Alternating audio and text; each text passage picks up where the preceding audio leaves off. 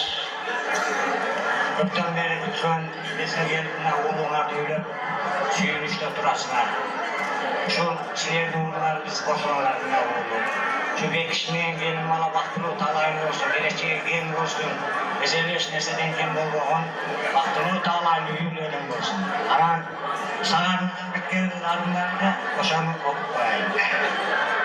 Ha, neye ürkütüle koyduk? Ürkmeştir. Söldürdün canım kereyin, adına ağırda büreyin. Salaydın ecetmesen, cazgacık böyleyin. Aş toyun orada ırdağın, ata uva saltıken, ırda koysan hazıra, toy vergenin baktıken. Ağız oldu hazır ırlasam, uğul kızdı östürüp, düğün tüpte pattırgan, kolunda oynup, muzasını köpçülüktü şapkılgan. Boy bayak hadi güzel, kız kerini taktırgan. Ramanı soynusu, üç dövümle çalkıgan, engegin siniverine, düşmey durgan taktırgan. Ak yolundun atlasan, keptin kelli uçuru, aytılı öttü tutumu, adıkta bersentilerge olacak emin tukumu, togarağın çep kılgan tüy atası bek bolgun, aynınası çep kılgan atavağın sibek bolgun. Aynaştı ağızdan hazırat, buldarı dağlaylarga sınıp takkan, büyüdün için doldurgan alayı şırdaktan, hoşta oynup piyamin olsun, duduktan ırdattan, oylustan. Ödülüsün öğün, yıldıyla sancırın, vakıtı taktın al yoldan, vaktılı ballardı.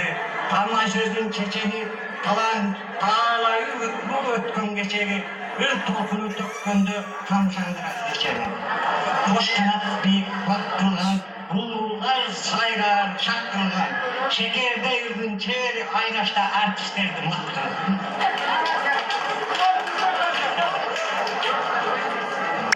Azrar hılarımda ağıcıyorum sana anladım. Cana toygo çıkırsa hırdak verem kaldı.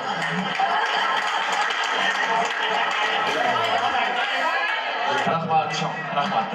Koyunuz. Kallarınız hoşlanız mı? Hadi gel, spirit. Oldu sizler kesin.